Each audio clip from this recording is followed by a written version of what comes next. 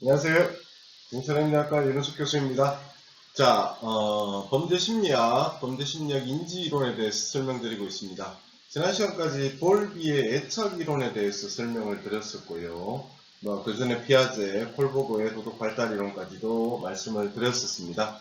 자, 오늘은 새로운 애착이론에 대해서 또 설명을 드려보고자 합니다. 우선 첫 번째 주자는 할로우 교수의 애착이론입니다. 1959년도에 발표된 애착이론이고요. 많이 알려진 이론입니다. 우선 할로우 교수는 원숭이 데이모 실험이라는 것으로 유명한데요. 그 원숭이는 유인원이기 때문에 인간과 조금 유사한 그죠?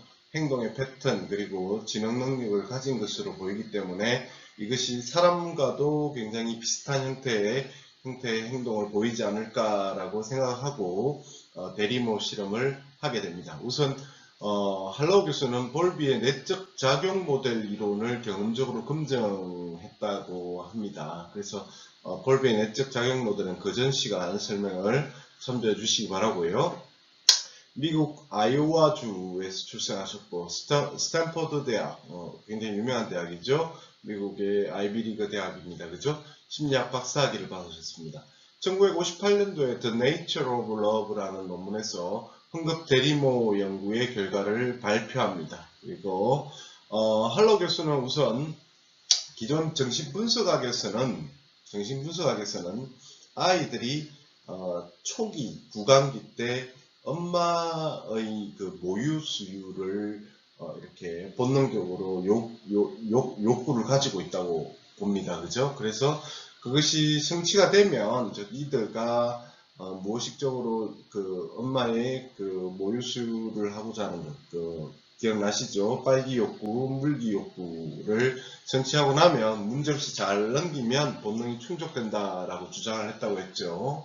그리고 또 한편으로 행동주의 학습 이론가들은 그 왜 아이들이 엄마랑 친하게 지내는가에 대해서 어떻게 얘기하냐면 엄마는 아이들한테 계속 이렇게 모유를 제공하기도 하고 음식을 제공하기도 하고 뭔가 계속해서 지속적으로 그 강화물을 제공해 주죠. 그러니까 기분 좋은 보상이 계속 제공되기 때문에 엄마를 좋아하게 된다라고 설명을 합니다. 그러니까 어떻게 보면 똑같죠. 뭐냐면 정신분석학에서는 본능을 충족시켜주는 존재로서 엄마가 있고요. 행동주의 학습이론의 입장에서는 엄마랑 있으면 계속해서 음식도 제공해주고 잘해주고 하니까 그냥 거기서 오는 어떤 즐거운 기분, 그 강화물, 보상 때문에 엄마와 더 친근하게 지내는 것이다 라고 설명을 했다는 거죠. 근데 할로우 교수도 그렇고 벌비 교수도 마찬가지로 그게 아니라는 거죠. 뭐냐면 아이들은 친엄마와 함께 지속적으로 즐거운 시간을 가지는 그거 자체가 중요한 게 아니고 본능을 그거 자체를 이렇게 충족시키는 그거 자체가 중요한 게 아니고 그냥 부모와의 정서적으로 그냥 함께 하고자 하는 그 욕구, 인지적인 측면인 거죠. 이거는 뭐 어떤 자극이 있어서 좋은 게 아니고 또 배고픔이나 갈증을 해소하기 위한 목적이 아니라 어떻게 보면 가장 인간의 기본적 본능이라 할 수 있는 정서적 교감을 가지고자 하는 욕구라고 표현을 합니다. 그래서 거의 그 생존 욕구에 버금가는 어떤 정서 애착 욕구라는 게 있다라고 주장하는 거죠. 따라서 이 영양 섭취만 한다고 해서 중요한 게 아니라는 거죠. 실제 그 원숭이 대리모 실험 좀 이따 설명을 드릴 건데요. 원숭이 대리모 실험을 해봤더니 원숭이가 배를 채우고 나면 천엄마한테 갑니다. 철사엄마가 있고 천엄마가 있어요. 나중에 그림이 나올 겁니다. 그래서 따뜻함을 주고 뭔가 정서적 교감을 제공하는 곳으로 가더라 이거예요. 그래서 이거는 배고픔의 욕구 충족보다는 오히려 정서적 욕구 충족이 더 강한 것이다 라고 얘기하는 거고, 따라서 그냥 음식물을 제공한다는 강화물의 보상의 효과 이런 것보다 또 어떤 본능, 구강기의 본능을 이렇게 충족시키는 것이 중요한 게 아니라 바로 정서적 욕구를 충족시키는 것이 더 중요하다는 굉장히 중요한 결과를 발표하게 됩니다. 그게 원숭이 대리모 실험인데요. 그 부분이 여기 나옵니다. 원숭이가 태어났을 때, 그죠? 태어났을 때, 좀, 이것도 연구 윤리상 맞는 건지 잘 모르겠어요. 동물이니까 계속 이렇게 우리가 실험을 하고 있는데, 한마디로 이런 거랑 똑같습니다. 아이가 태어나자마자 얼마 지나지 않아서 친엄마를 이를 떠나보내게 만들고, 실제 저렇게 그림에 나오는 것처럼 철사로 된 모양의 엄마, 저게 철사 엄마, 그리고 철사에다가 약간 원숭이 머리를 하고 천을 덮어 씌웠어요. 그냥 뭐 딴 거 없이 그냥 천이에요. 그냥 헝겊조각이에요. 그걸 덮어 씌운 엄마가 있어요. 그죠? 그래서 어떻게 하냐면 철사 엄마와 부르기를 철사 엄마 그리고 천 엄마라고 부르는데 새끼 대리모 실험에서는 이 철사 엄마와 천 엄마 간에 어떻게 접촉을 통한 위안 효과가 발생하는지를 8마리의 원숭이를 2개 집단으로 구분해서 이렇게 실험을 해봤다고 합니다. 우선 철사 엄마가 우유만 주는 경우, 그리고 천 엄마가 우유를 주는 경우로 구분을 하였고요. 철사 엄마가 우유를 제공하건 천 엄마가 우유를 제공하건 거의 대부분요. 방 안에는 철사 엄마와 천 엄마가 같이 있습니다. 그래서 철사 엄마한테 우유를 꼽아놓고 또 천 엄마한테 우유를 꼽아놓고, 그래서 이제 배고플 때 우유를 먹도록 합니다. 근데 봤더니 거의 대부분의 시간을 천 엄마 옆에 붙어서 저렇게 사진에처럼, 그러니까 저기 보면 둘이 같이 있는데 철사 엄마가 우유를 주는 경우에는 철사 엄마한테 우유를 먹지만 천 엄마한테 몸은 붙어 있죠. 그죠? 저 위에 사진을 보시면 그냥 천 엄마한테 계속 붙어 있는 거예요. 그죠? 만약에 천 엄마를 이렇게 빼버렸더니 어떤 경우가 일어나냐면, 그냥 철사 엄마가 있는 경우에요. 우유를 마시기는 마시는데 제대로 소화도 못 시키고 설사도 계속하고 이렇게 합니다. 그리고 그 방 안에다가, 저는 실험실 방 안에다가 이렇게 북을 두드리는 태엽 곰인형을 넣었어요. 굉장히 두려운 상황이겠죠. 원숭이 입장에서 이렇게 퉁퉁퉁퉁퉁 하는 그렇게 태엽 공인형이 들어오니까 공인형이 아니고 곰인형이다. 수정하겠습니다. 곰인형입니다. 넣었더니 얼마나 불안하겠어요. 그랬더니 얘는 어디한테 간다? 철사 엄마가 아니라 천 엄마한테 달려가더라. 즉 생수한 방에서도 천 엄마와 함께 있는 것이 주변을 관찰하고 탐색하는데 좀 더 편안한 모습을 보였고, 철사 엄마 혹은 엄마가 없는 경우 매우 두려움을 느끼고 소리를 지르는 행동을 보이더라. 따라서 정서적으로 얼마나 안정되는가가 여기서 얼마나 중요한지를 다시금 보여주는 결과라고 볼 수 있습니다. 결과적으로는 뭐다? 사람은 생존을 위해서 이렇게 먹어야 되죠. 그래서 생존을 위한 욕구인 그 빨기 욕구, 그리고 또 행동주의 학습 이론에 기초하면 당연히 천 엄마는 아무것도 제공하는 게 없죠. 그런데 철사 엄마는 우유를 제공하니까 오히려 우유를 제공하는 것 자체가 더 욕구 충족이 될금에도 불구하고 천 엄마 옆에 간다. 따라서 정서적 욕구라는 것이 더 중요하게 된다라는 것을 보여주게 되는 결과라고 합니다. 그리고 또 다른 거는, 신기한 거는 역시 상당 기간 동안 천 엄마랑 좀 떨어뜨려 나와요. 이렇게. 그리고 다시 천 엄마를 가져놨더니 새끼가 금방 천 엄마한테 달려가더라. 그래서 이 정서적인 애착 관계는 잠깐 떨어져 있더라도 이게 없어지는 게 아니다. 그래서 가끔씩 보면 엄마 아버지랑 이렇게 아이들이 떨어져 지내는 경우가 생기잖아요. 그래도 그 정서적 애착 관계가 사라지는 것은 아니다라는 걸 볼 수 있습니다. 그래서 우리가 말하는 배고픔이라든지 가입증과 같은 그런 생물학적 욕구 충족이 중요하다고 이제까지는 계속 정신분석에서 이야기했지만, 결과적으로 정서적 애착이 엄마를 결정하는데 더 중요한 사실을 보여준다. 자, 이거 자체가 또 결과적으로 또 뭐랑 연결되냐면 사회복지 사업과도 굉장히 큰 관련성을 보이게 됩니다. 할로 교수의 연구에 의인데요. 자, 할로 교수의 대리모 실험은 애착 발달에 있어서 접촉 이렇게 만나는 거죠. 접촉 위안의 중요성을 계속 증명하고 있습니다. 그죠? 그래서 인간의 생명 유지가 단순히 식량의 제공에 질이라든지 이런 게 중요한 것이 아니고 얼마나 유대관계를 형성하고 있는가. 따라서 그 관계의 성적 본능도 아니고 행동주의에서 말하는 얼마나 좋은 우유를 제공하는가. 그 있죠. 보면 마트 같은 데 보면 뭐 한 통에 10만원씩 하는 사냥 분유 막 이런 거 있습니다. 그냥 사냥 분유는 한 통 10만원짜리 이게 중요한 게 아니라는 거죠. 결과적으로 뭐다? 아이에게 엄마랑 접촉을 하면서 엄마와 또 애착을 형성하는 게 더 중요하다라는 반박 결과를 제공하는 거고요. 정서적 변인으로서 양육의 1차적 기능은 어머니가 유아와 빈번하게 그리고 친밀한 신체 접촉을 하는 것이고 분명히 인간은 우유만으로는 살 수 없다라고 이야기합니다. 굉장히 중요한 말이죠, 그죠? 할로베스의 얘기입니다. 자, 이것이 결과적으로 사회복지상 우리 사회 정책에 영향을 미치게 됩니다. 우선 기존에 그죠? 일하러 가는 엄마, 일터로 나가는 엄마, 그리고 집에 있는 엄마. 엄마들이 보면 일하러 가면서 아이들한테 굉장히 미안해하죠. 그죠? 왜냐면 시간을 같이 못 보내주고 하니까. 그죠? 근데 할로 교수의 연구에 따르면 시간을 얼마나 오랫동안 보내는가도 물론 중요합니다. 천연마 옆에 오랫동안 있었기 때문에. 근데 결과적으로 보자면 질이죠. 무슨 질? 정서의 질, 애착의 질입니다. 현대사회에 접어들면서 뭐랄까 아이들을 양육하는 환경이 굉장히 어려워졌죠. 그래서 맞벌이 부부가 굉장히 많아졌습니다.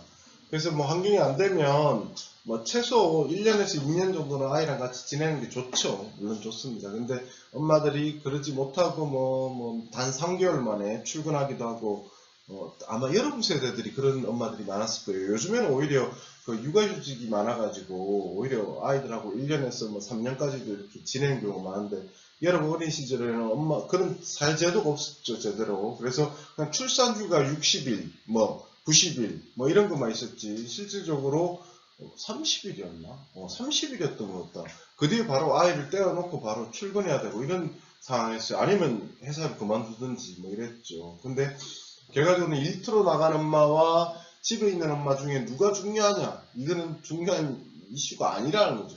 결과적으로는 얼마나 관심과 사랑을 제공하는가가 중요하다. 그래서 누가 아이를 양육하는가가 중요한 게 아니라 얼마나 아이에게 관심과 사랑을 제공하는가. 그래서 실제로 보면 할머니가 이렇게 키워도 크게 문제가 없대요. 그렇죠? 아이들은. 물론 엄마가 제일 좋다고는 합니다. 그렇죠? 그래서 미국 사회에서 왜 이게 중요하냐면 1950년대, 60년대 미국 사회에서 2차 세계대전이 끝나고 나서 미국 사회는 전형적인 맞벌이 사회가 되었거든요. 맞벌이 사회가 되었었고, 그리고 행동주의 학습 이론가들은 아이들한테 우유만 잘 주면 돼 이렇게 얘기를 했었다는 거죠. 근데 실제 일터로 나가는 엄마들이 그거 자체에서 오는 굉장히 고통들이 있었으나 그게 아니다. 현재 지금 한국 사회에서도 마찬가지입니다. 간혹 보면 엄마들이 맞벌이 하기 때문에 아이한테 미안하다, 아이야 내가 엄마가 네 옆에 있어주지 못해서 미안해 이렇게 얘기하지만 실제 그거보다는 아이한테 얼마나 관심과 사랑을 제공하는가 질이 중요해요. 실제 엄마가 집에 있어도 아이한테 별로 관심 없고 아이의 감정 아이의 뭐랄까요 정서적 반응에 제대로 반응해주지 않으면 오히려 집에 있는 게 안 좋을 수도 있어요. 밖에 나가서 그렇잖아. 집에 계속 있어 엄마가 밖에 못 나가니까 스트레스 받고 그러니까 그걸 또 아이한테 푸는 집도 있잖아요. 가정폭력이 일어나는 경우도 많고 실제 대한민국의 많은 아이들이 가정 내에서 학대를 당합니다. 근데 그 학대를 당하는 그 대상자가 거의 대부분 엄마예요. 엄마 제가 이런 말 하면 좀 사람들이 그렇게 말하는데 엄마가 폭력범입니다.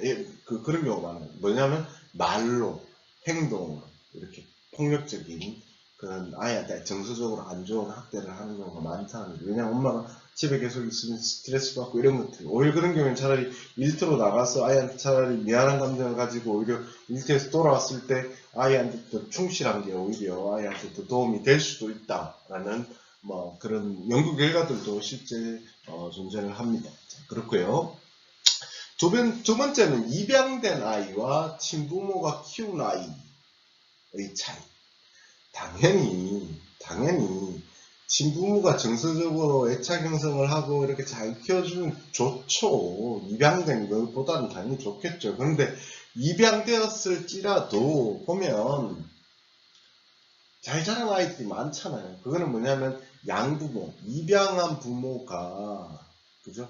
대표적으로 누굽니까, 우리, 신혜라 차인표 배우, 그분들도 공개적으로 딸들을 입양했죠. 그래서 잘 키우시잖아요. 그러니까 아이들이 잘 자라고 있잖아요. 그죠? 그래서 입양된 아이와 친부모가 키운 아이를 우리가 이렇게 예전에는 선입견을 가지고 봤다는 거죠. 엄마 아버지가 친부모가 키우는 게 중요하다라고 계속 얘기했는데 그게 아니라 결과적으로 그것도 정서의 질이 중요하다는 거죠. 아무리 친부모가 잘 키워도 앞에서 봤든 일본에서 봤든 아무리 집에 엄마가 있더라도 아이를 오히려 학대하거나 아이와 정서적 애착 관계를 제대로 형성 못하면 오히려 그게 더 안 좋은 거죠. 오히려 입양되는 게 나을 수도 있다. 결과는. 그래서 실제 대한민국이 전 세계에서 외국으로 입양아를 가장 많이 보내는 국가 중에 하나였어요. 지금은 어느 수준인지 저는 정확히 파악 안 되지만 하여간 굉장히 많은 아이들이 입양을 갔습니다. 전 세계 특히 서구권 국가들을 많이 보냈죠. 유럽부터 미국 뭐 이런 식으로 많이 보냈습니다. 그러니까 서구 국가에 가서 아이는 거기서 서구 교육을 받고 양부모한테 참 좋은 교육을 받고 사랑을 받고 굉장히 잘 자라가지고 의사가 되고 변호사가 되고 좋은 직장을 구하고 이제 한국에 돌아옵니다. 돌아와서 친부모를 찾죠. 왜 그때 나를 버리게 되었느냐? 나는 그냥 잘 자랐고 그다음 나는 내 친부모가 누군지 궁금하다. 뭐 이런 모습 보입니다. 그래서 입양 갔다고 해서 아이가 망쳐진다라고 이렇게 단정할 필요는 없다라는 거죠. 그리고 아빠의 양육 참는, 아빠도 엄마만큼의 애착을 형성시킬 수 있다. 최근에 보면 오히려 엄마가 일터로 가고 아빠가 전업주부가 되는 경우도 있고요. 또 이혼 가정이 많아지기 때문에 아버지가 자식들을 키우는 경우가 많아집니다. 그러면 엄마가 키우는 경우보다 아무래도 아빠가 키우는 게 좀 못하지 않을까. 실질적으로 보면 아빠와 엄마를 그냥 단순하게 비교했을 때 아이들과의 대화라든지 정서적 교류가 사실은 엄마가 조금 더 나은 편이긴 해요. 왜냐하면 대화를 더 많이 하고 의사소통을 더 많이 하기 때문에. 그러나 아빠도 노력을 하면 엄마만큼의 질로 제공해 줄 수 있다라는 거죠. 그래서 물론 또 노력을 해야 되겠지만 그래서 기존에 이제 법원에서도 엄마가 아이들을 키우는 게 낫다라고 이렇게 이야기를 했었는데 아빠가 노력을 한다면 충분히 엄마만큼의 애착을 형성시킬 수 있다라는 결과를 보여주는 것이다. 그리고 네 번째 이슈가 되는 것 중에 하나가 보육원에서 자란 아이 그리고 친부모가 키우는 아이. 이것도 앞에서 보는 입양된 아이, 친부모가 키우는 아이입니다. 보통 입양된 아이들이 시작이 보육원이나 예전에 고아원이라고 불렀어요. 그죠? 입양하는 곳들 있죠. 센터에서 좀 이렇게 자라다가 이제 입양된 아이들은 보통 굉장히 어린 나이 때만 입양이 됩니다. 물론 옛날에는 과거에는 한 6세, 5세, 6세 미만의 아이들이 입양이 많이 됐을 거예요. 좀 크고 나면 이렇게 부모들이 부담이 되잖아요. 그러니까 어릴 때부터 키우고 싶은 거죠. 그래서 갓난장애 아이들이 많이 입양이 되었습니다. 근데 그렇게 입양도 안 되고 결과적으로 보육원에서 만 18세 성인이 될 때까지 이렇게 살다가 나온 아이들. 그래서 우리가 굉장히 이렇게 표현하죠. 부모님이 없이 고아원에서 자랐습니다. 이렇게 얘기하면 아니 그 고아원에서 자란 아이들이 자기들이 선택한 게 아니잖아. 부모가 사고로 돌아가셨을 수도 있고 아이들이 원하지 않았지만 부모의 어떤 사업 실패나 부모의 상황으로 아이를 키울 수 없는 상황이라서 어쩔 수 없이 보육원으로 보내진 아이들이 거 아니야. 지가 스스로 짐 싸가지고 엄마 나 고아원 갈게 보육원 갈게 하질 않았을 거 아니야. 근데 우리 사회는 어떻게 그걸 봅니까? 보육원에서 자랐다고 하면 뭔가 이렇게 색안경을 끼고 보고 친부모가 키운 아이 같은 경우 오히려 정상적이라고 보고 그래서 양친부모 다 계시냐 그래서 부모가 없으면 왠지 교육을 제대로 못 받은 것처럼 이야기를 했죠. 그게 선입견이라는 거죠. 할로 교수는 대리모 실험을 통해서 그걸 증명해내 보이는 거고요. 뭐다? 보육원에서 자랐을지라도 그죠? 보육원의 양육 환경에서 특히 사랑과 관심을 제공해주는 환경이 된다면 충분히 친부모가 키운 것보다 더 나을 수도 있다라는 거죠.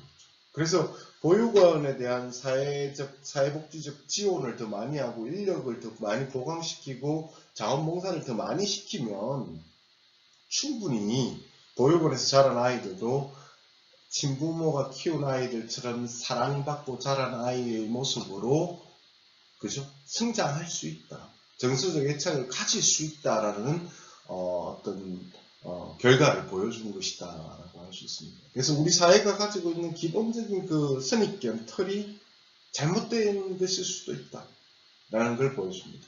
그리고 또 굉장히 충격적이지만 굉장히 옳은 얘기라는 게 바로 학대받는 아이들이 왜 친부모를 못 떠나는가. 예전에 보면 부산에 부모가 뭐 둘 다 의사였는데 뭐 아이들이 그렇게 학대하고 또 학대해가지고 신기하게도 아이들은 부모가 학대하고 때리는데도 엄마를 찾아요. 참 이게 참 뭔지 모르겠어요.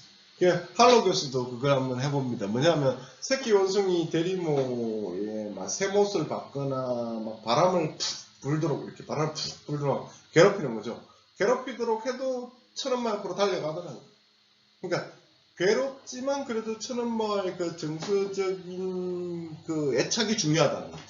그러니까 참 아이러니해요.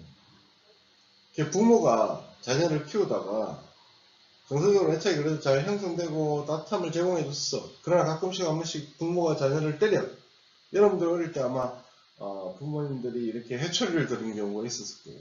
비록 회초리를 들 때는 고통스럽죠. 싫죠. 그러나 회초리를 내리고 나면 다시 사랑하는 엄마, 사랑하는 아빠가 되는 거죠. 그게 학대받는 아이들이 친부모를 떠나지 못하는 이유가 바로 여기에 있다는 것을 할로 교수가 밝혀낸 거죠. 보여준 거죠. 그죠? 그러니까 이게 참 중요합니다. 그죠? 또 신체적 접촉의 중요성. 즉 엄마와 어린아이들 간의 피부 접촉이 많을수록 애착이 증가한다. 이거는 뭐 누구나도 당연한 얘기입니다. 캥거루 케어라는 게 있어요. 캥거루 케어 들어보셨나요? 캥거루 케어가 뭐냐면 그 미숙아가 태어나면 그 미숙아가 사망할 확률이 높잖아요. 병원에 있을 때. 그 미숙아를 이제 살리기 위해서는 인큐베이터가 있습니다. 그죠? 그 안에 이제 넣고 집중 의료 치료를 합니다. 근데 치료를 그렇게 해도 아이들이 많이 죽어나가요. 그래서 제가 할로 교수의 접촉 이론에 기초해서 어떻게 보면 캥거루 케어라고 해서 아이에게 친엄마의 심장 소리를 들려주는, 그러니까 아이를 그 미숙아를 엄마 이렇게 심장 쪽으로 안아주는 거예요. 매일같이 그 미숙아를. 그랬더니 아이가 성장 속도가 굉장히 빨라지고 생존율도 굉장히 높아지다라는 결과를 보여줍니다. 그래서 지금 뭐 캥거루 케어라는 게 뭐 굉장히 이렇게 활성화되어 있죠. 실제 그 병원에서 예전에 보면 산부인과 병원에서 제왕절개 한국은 제왕절개 수술 참 많이 하는데 그 제왕절개 수술이나 혹은 자연분만을 하자마자 아이들 막 이렇게 낯선 환경이잖아요. 엄마 몸속에서 나왔으니 그러니까 막 울죠. 경기를 하면서 막 손을 부들부들 떨면서 웁니다. 그때 보통 보면 아이를 이렇게 그 아이 그 캐리어에 넣고 바로 그냥 신생아실로 보냈는데 이제는 어떻게 하냐면 아이를 바로 태어나자마자 이렇게 천으로 이렇게 아이 몸을 소독하고 감싸서 바로 엄마 품에 이렇게 안겨줍니다. 그러면 아이가 그렇게 울던 아이가 이렇게 안정감을 찾아요. 그리고 요즘엔 산모 아이를 떨어뜨려 놓지 않고 일부러 산모랑 아이를 같이 이렇게 시간을 계속 같이 보내도록 해줍니다. 태어나고 나서 그 입원한 기간 혹은 산후조리원에 있는 기간 동안 같이 계속 이렇게. 실질적으로 옛날부터 뭐 당연히 그렇게 했죠. 전통적으로 집에서 아이를 놓고 할 때는 제가 물어봤더니 저도 산부인과에서 태어난 게 아니고 집에서 태어났대요. 제가.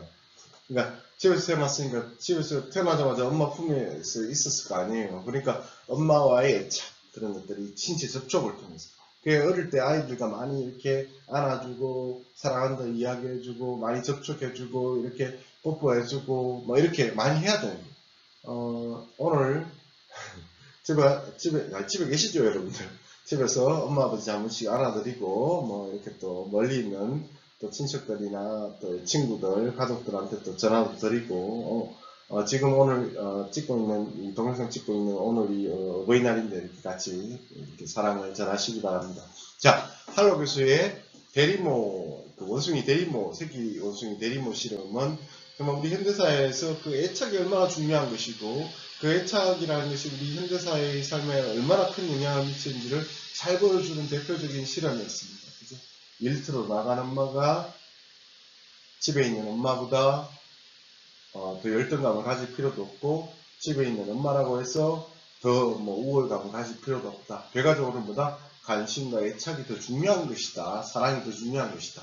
그리고 입양된 아이라고 해서 친부모가 키운 아이보다 못난 게 아니다. 왜냐하면 입양된 아이도 더 친부모보다 더 사랑을 많이 받고 자랐다면 성장 그대로 정상적으로 성장했을 것이다. 또 아빠도 충분히 양육에 참여할 수 있고 아빠도 엄마만큼의 애착을 형성시켜 줄 수 있다. 그리고 보육원에서 자란 아이들도 친부모가 키운 것만큼 충분히 사랑과 관심을 받는다면 절대 그 아이들이 잘못되는 게 아니다 라는 것. 그리고 학대받는 아이들도 아이러니하게도 다시 부모한테 돌아가는 이유가 결과적으로 보다 부모에게서 가지는 그런 정서적 애착 때문에 다시 돌아가는 것이다 라는 걸 실험을 통해서 증명했고요. 그리고 신체적 조척이라는 것은 그만큼 좋다라는 걸 알 수가 있다. 자, 이게 할러 교수의 애착 이론의 중요한 의의이고 결과였습니다. 다음은요. 메리 에인스워스입니다. 에인스워스. 이분은 벌비 교수의 제자입니다. 벌비 교수의 제자인데요. 자, 벌비 교수가 애착 형성에서 양육자, 주양육자가 어머니가 주양육자인 경우가 많죠. 어머니가 유아에게 적절한 반응을 보이지 않으면 박탈감을 겪게 된다고 보았어요. 박탈은 주로 엄마에 대한 저항감, 절망감, 이탈의 과정을 겪으면서 계속 형성되는데 이 박탈은 부분적 박탈과 완전 박탈로 구분되고 부분적 박탈이 일어나면 오히려 사랑을 과도하게 요구하거나 우울감, 죄책감 이런 걸 느끼고 완전한 박탈감을 느끼게 되면 초조함이나 막 전혀 뭐 아예 자포자기 상태. 그러니까 생각해봐. 사랑을 받아야 돼. 애착이 형성돼야 되는데 근데 애착이 제대로 형성이 안 된 거야. 엄마로부터. 그러면 아이가 엄마에게서 이제 의지를 할 수가 없잖아. 의지를 못 하니까 우선은 애정 결핍 현상. 즉 부분적 박탈로서 막 이렇게 사랑을 주세요라는 간절한 요구 막 이런 것들을 하게 됐죠. 근데 부분적 박탈이 일어났기 때문에 어차피 다 충족되지도 못하는 거야. 완전 박탈 상황이 오면 아예 너무너무 그냥 그 부모 자체에서 오는 안정감이 없으니까 불안하고 초조하겠죠. 그리고 거꾸로 어떻게 보면 완전 포기했으니까 전혀 반응감이 없는 그런 상태가 됩니다. 그래서 이러한 초기에 그러한 박탈감을 느끼게 되면 벌비 교수가 얘기하기를 청소년기와 성인기에 이르러서 대인관계도 좀 비상적. 그러니까 이게 겉으로만 그냥 친한 척하고 속으로 진정한 그 관계의 형성이 안 된다는 거죠.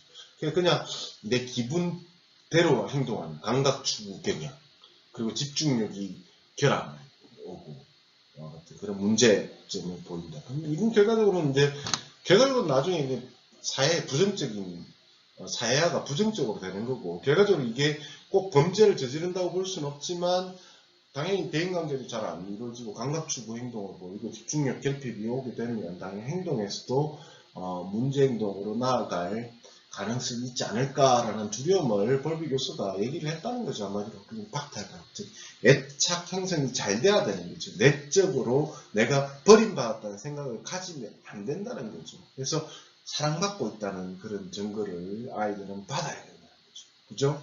실질적으로 그 벌비의 애착 형성 정도를 이렇게 과학적으로 증명한 학자가 1969년도에 벌비의 제자였던 에인스워스 교수였습니다. 에인스워스는 그의 동료들과 함께 굉장히 이것도 굉장히 유명한 실험입니다. 낯선 환경 실험, strange situation experiment라고 해서 뭐 그거예요. 엄마랑 같이 아이가 있다가 갑자기 엄마가 나갑니다.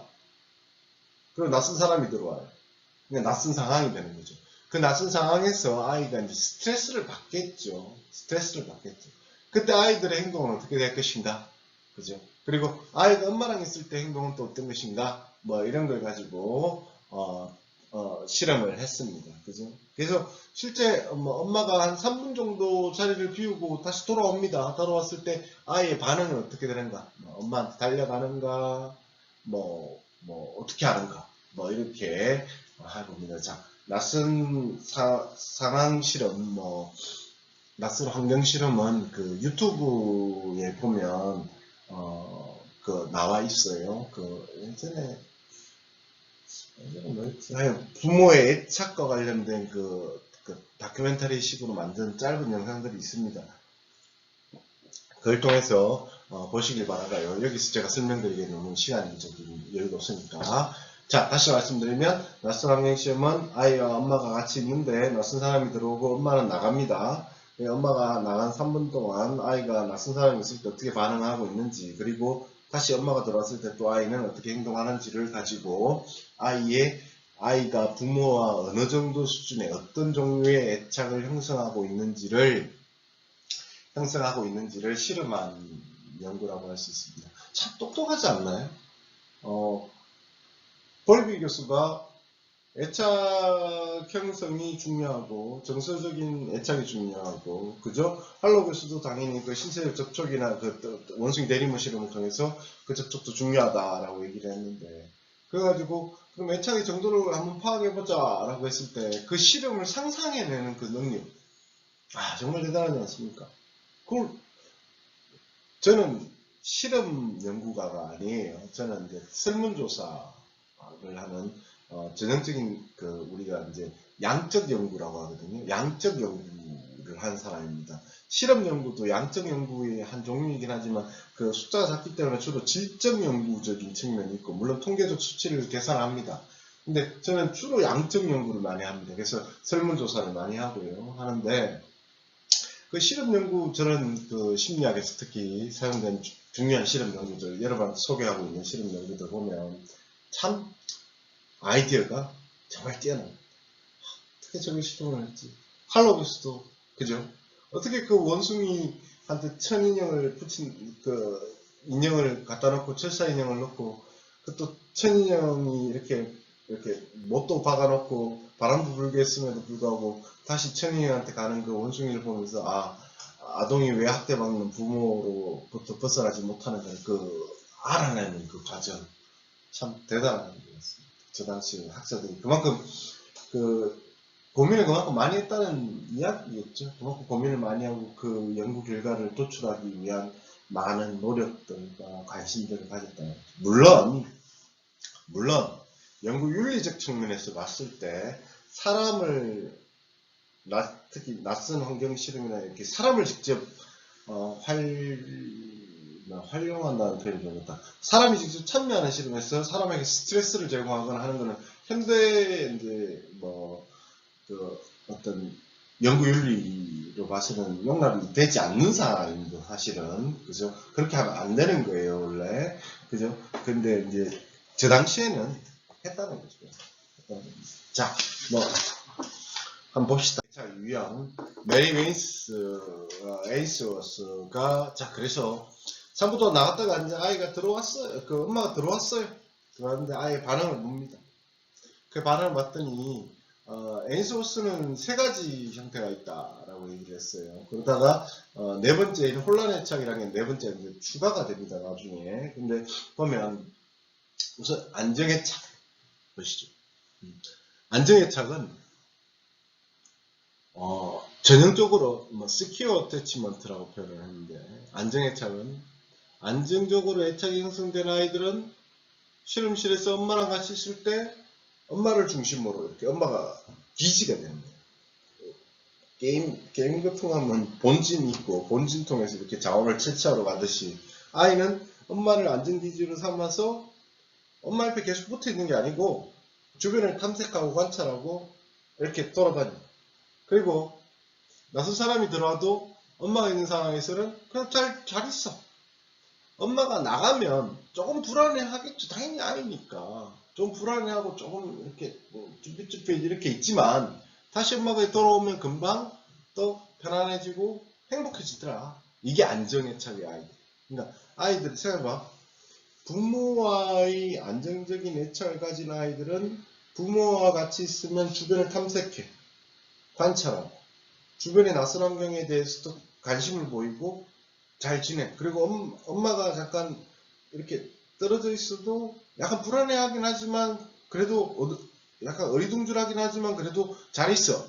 그다음 엄마 다시 돌아오면 또 행복해하면서 다시 또 주변을 탐색해. 그러니까 아이들이 더 많이 학습하고 더 많이 관계에서도 생각해봐. 낯선 상황에서도 낯선 사람이 들어와도 엄마가 있을 때는 이렇게 낯선 사람과 잘 어울린대잖아. 그러니까 그 아이들이 안정애착을 가진 아이들은 어린이집에 처음 가거나 학교에 처음 갔을 때도 부모와 안정적으로 애착을 가지고 있기 때문에 안정기지 이미 기둥이 튼튼한 거죠. 그러니까 주변을 탐색하고 주변에 더 이렇게 잘 지낼 수 있는 어떤 상황이 연출된다는 거죠. 70%가량의 미국 중산층 아동에게서 안정애착이 관찰되었다고 합니다. 에이소스의 이렇게 낯선 환경 실험이 유포받는 것 중에 하나가 뭐냐면, 거의 대부분에 참여한 아이들이 미국의 백인 아이들 중심으로, 중산층 백인 아이들 중심으로 연구를 진행했어요. 그러니까 예전에 심리학 실험이나 이런 그러니까 예전에 저렇게 50년대, 60년대, 70년대 저 박사를 받았던 분들은 사실 거의 대부분 백인이에요. 백인 중심적 사고인 거지. 어떻게 보면. 그러니까 심리학의 기본 틀, 범죄학의 기본 틀도 다 거의 다 백인 중심이에요. 백인 중심. 그러니까 그것도 백인 중산층의 사고 방식대로 이론이 형성이 되었어요. 지금 우리가 배우고 있는 거의 대부분의 서구 문명에서 발전한 학문들은 백인 중심의 학문이에요. 그게 어떻게 보면 한계죠. 그래서 이제 그걸로부터 이제 벗어나기 위해서 노력하는 게 페미니즘, 뭡니까, 흑인, 그러니까 인종차별 반대 운동, 소수인종에 대한 어떤 사회 소수 그룹에 대한 어떤 그런 인식을 증가시켜야 된다는 노력들, 남성 대비 여성이 더 피해를 많이 봤으니까 여성운동, 이런 것들이 다 70년대, 80년대에 많이 일어나거든요. 그죠? 그 자체가 이제 결과적으로는 저 당시까지는 백인 중심적 사고가 강했다. 그래서 그 부분을 좀 참작을 해야 됩니다. 자, 두 번째는 회피애착. 당연히 안정애착은 안정적이겠죠. 한편 회피애착은 우선 anxious and avoidance insecure니까 말 자체로 보면 불안정한 애착입니다. 뭐냐면 회피애착은 불안정한 애착의 형태로서 엄마를 회피하거나 무시하는 경향을 보인다. 그 부분적 박탈감이나 완전 박탈감 상태에 있는 거죠. 실험실을 엄마가 나가든지 들어오든지 애가 별 반응을 안 보여. 주변에서 잘 살펴지도 않고 낯선 사람에게도 별 반응 안 보여. 그냥 좀 심하게 말하면 전혀 관심이 없는 거예요. 엄마가 그만큼 애정적인 지지 효과를 주지도 않고 그러니까 아이솔레이트 된 거죠. 아이가 결과적으로 혼자 고립된 거고 혼자가 되어 있는 상황. 참 안타까운 상황인 거죠. 어떻게 보면 그죠? 그 아이가 아마 어릴 때 엄마와의 애착 형성 초기에 분명히 잘 안 됐을 거예요. 아마 여러분 산후우울증이라는 게 있어요. 산후우울증이 뭐냐면 엄마들이 임신하고 나서 임신 기간에도 우울증이 있고 또 이렇게 아이를 낳고 나서도 우울증이 오는데 보통 산후우울증에 여러 가지 원인이 있지만 보면 우선 그 아이를 낳고 나면 뱃속에 있는 아이가 없어진 것 같은 느낌이 듭니다. 빼앗긴 느낌. 그리고 옆에 있는 아이는 그 뱃속에 있던 아이가 아니라는 생각이 든다는 거예요. 그리고 자기 몸이 망가졌잖아. 아이를 놓고 나니까 아무래도 엄마 입장에서는 이제 좋게 표현하자면 엄마가 된 거고 나쁘게 표현하자면 이제 그 아가씨에서 엄마라는 이제 어떻게 보면 뭐 우리가 말하는 아줌마가 된 거고, 그래서 좀 자기 몸도 망가졌고 뭐 이런 걸 약간 좀 뭐 슬퍼하고, 좀 젊었을 때 그 또 이렇게 아이를 출산하고 나면 엄마들이 막 기미주름기 이런 것도 많이 생기고 몸도 좀 옛날 같지 않고 약간 그렇게 바뀌거든요. 그러니까 거기서는 우울증, 뭐 또 아이 키우면 또 힘들잖아. 모유수유하고 또 뭐 분유도 먹이고 또 잠도 아이들이 한 100일 동안 100일의 기적이라고 그러거든요. 100일의 기적이 뭐냐면 아이가 100일 동안은 정말 잠을 안 자. 막 2시간마다 깨. 엄마 젖달라고 깨. 울고 계속 울어. 생각해봐. 계속 눈을 감고 있는데 계속 운다고 생각해. 얼마나 스트레스겠어. 그러니까 이제 산후우울증이 생기고. 그러니까 엄마가 본능적으로 본인들이 너무 힘드니까 아이를 자꾸 멀리하는 경향이 생겨요. 산후우울증에 걸린 엄마들이 아이를 이렇게 멀리하는 거예요. 그러니까 아이는 엄마로부터 소외받는 거죠. 그러니까 엄마로부터 애정이 형성돼야 되는 상황에서 오히려 애정이 결핍이 와요.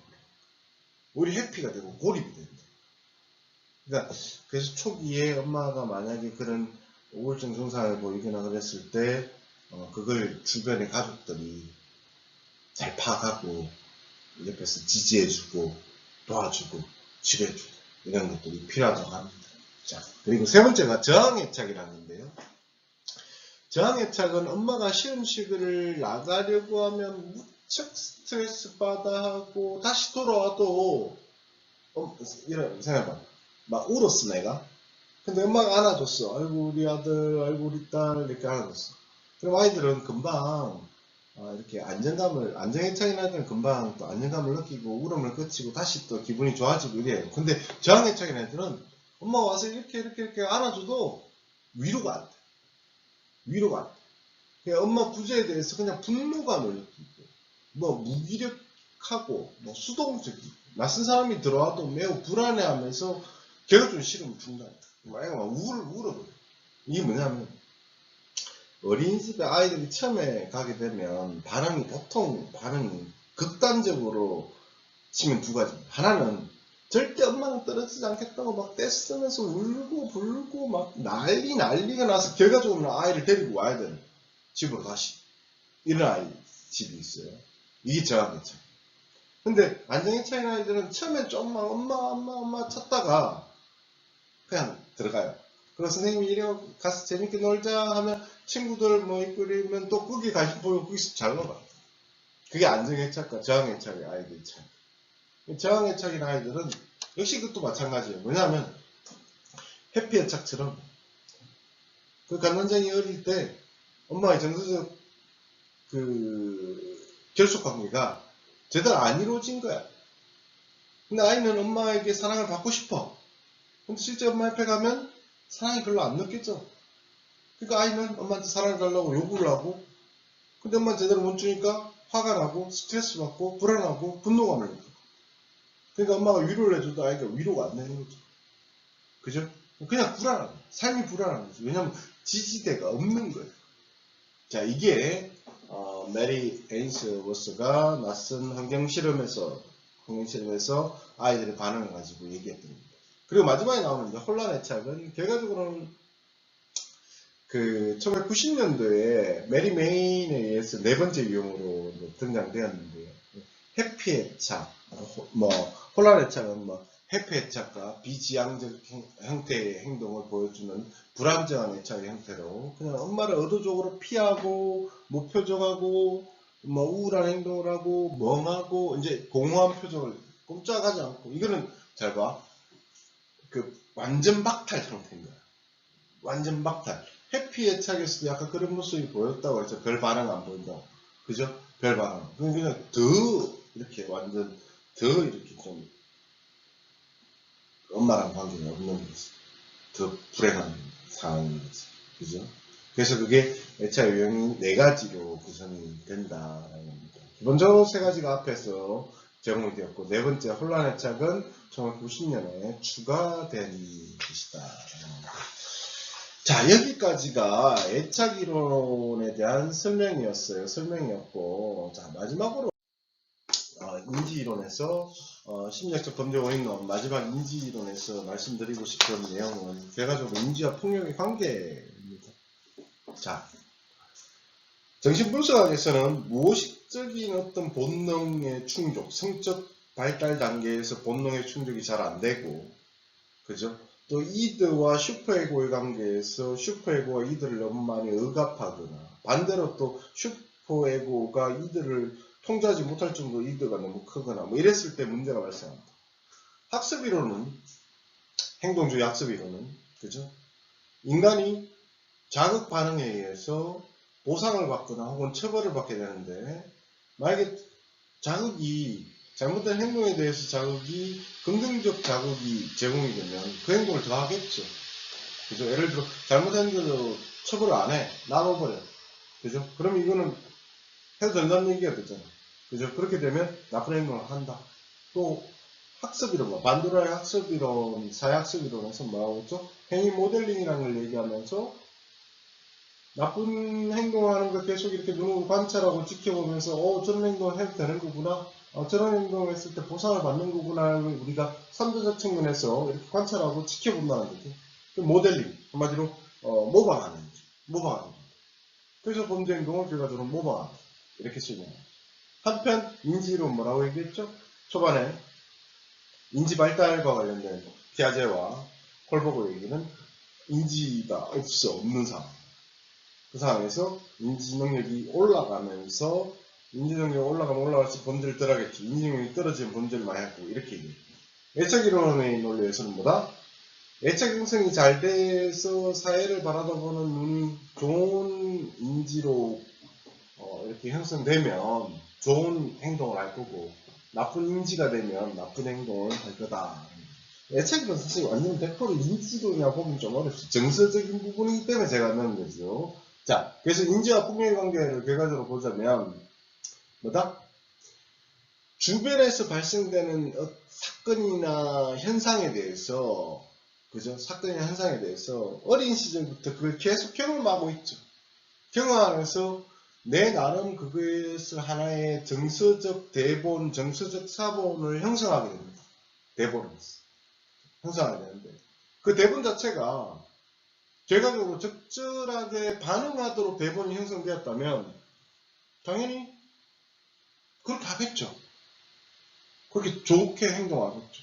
한편 반대로 그런 행동 자체에 대해서 나쁘게 반응하도록, 특정한 말, 특정한 행동에 대해서는 폭력을 행사해도 돼! 라고 반응해요. 그렇다면 폭력을 행사하죠.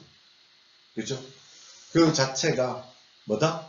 어릴 때부터 그런 인지, 잘못된 인지가 학습된 걸 수도 있고, 잘못된 인지가 행위 모델링 된 걸 수도 있고, 잘못된 인지로 발전된 걸 수도 있고, 그 잘못된 인지.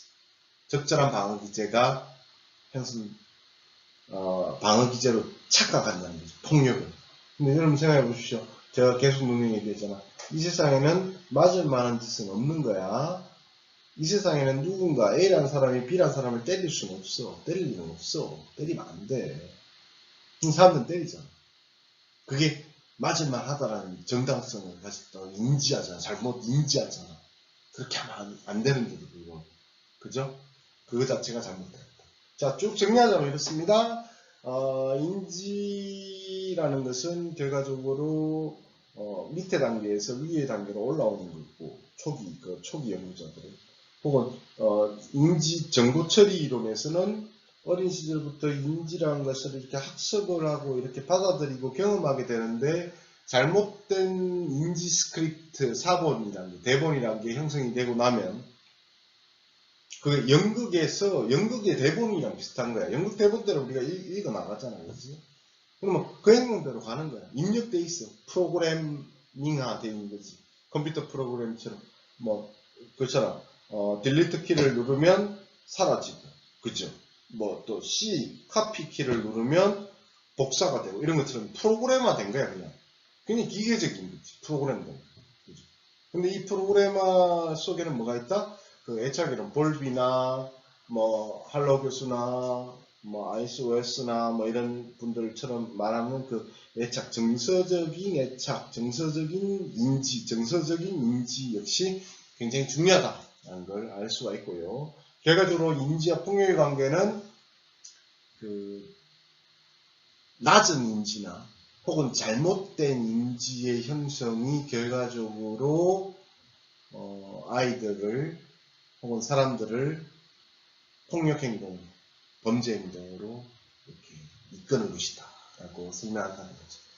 자, 오늘 여기까지가 심리학적 범죄의 원인론, 심리학 범죄 원인론 인지이론과 관련된 내용이었습니다. 자, 장시간 수업 듣는다고 고생하셨고요. 저는 경천행정학과의 윤석 교수였습니다. 고맙습니다.